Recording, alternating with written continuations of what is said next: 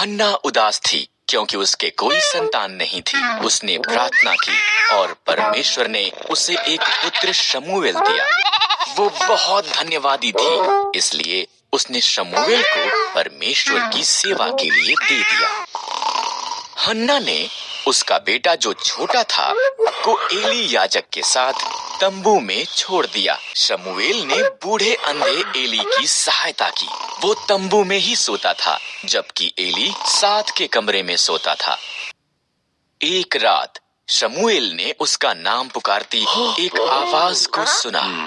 वो उठा और दौड़कर एली के पास गया। क्या आज्ञा है? उसने कहा। मैंने तुझे नहीं बुलाया। एली घुरघुराया। वापस अपने बिस्तर पर चला जा। शमूएल वापस बिस्तर पर चला गया। उसने फिर उसका नाम सुना। शमूएल दौड़कर एली के पास वापस गया। क्या आज्ञा है? उसने कहा। मैंने तुझे आवाज नहीं दी। एली नींद में बड़बड़ाया। वापस अपने बिस्तर पर चला जा। शमूएल के तीसरी बार आवाज सुनने के बाद एली ने कहा, ये प्रभु था, अगर वो दोबारा आवाज लगाता है।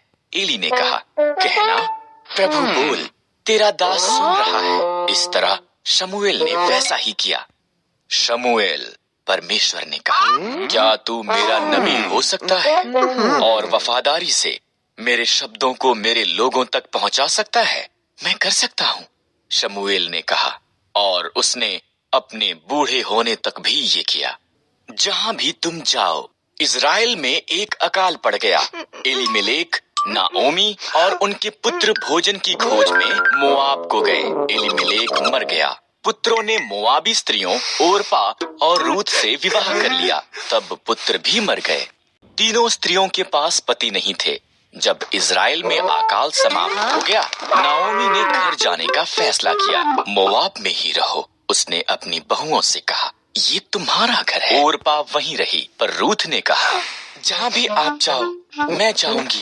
आपके लोग मेरे लोग होंगे, आपका परमेश्वर मेरा परमेश्वर होगा। रूथ और नाओमी इकट्ठे वापस इज़राइल को गईं। ये इज़राइल में फसल के कटने का समय था। नाओमी ने रूथ से कहा कि वो जाकर खेत में काटने वालों के पीछे फसल को बीन ले। खेत एलीमेलेक के संबंधी बोअज का था।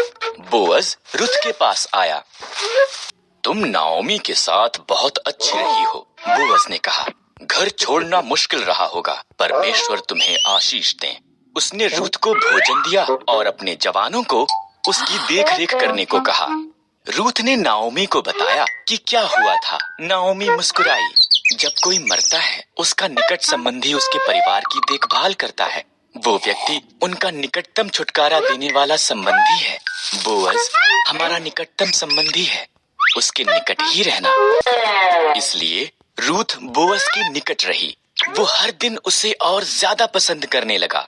बोअज ने एलीमेलेक की जमीन खरीदी और नाओमी और रूथ की देखभाल की। तब उसने रूथ को उसके साथ विवाह करने के लिए कहा। रूथ से एक पुत्र ओबेद पैदा हुआ। ओबेद का पुत्र यिशै था। यिशै का पुत्र दाऊद था और दाऊद इज़राइल का महान राजा बन गया। इसलिए परमेश्वर ने रूथ को आशीष दी, ठीक जैसा कि बोअज ने प्रार्थना की थी।